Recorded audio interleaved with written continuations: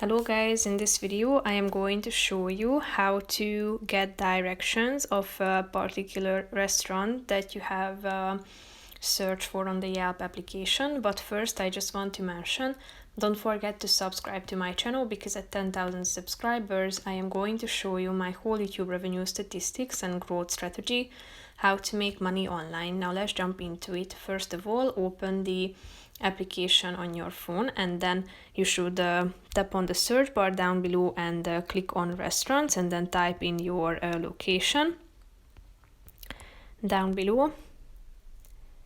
And after selecting the restaurant, tap on it and then scroll down until you will be able to find the Get Directions option below the map. So click on it and then you will be directed to your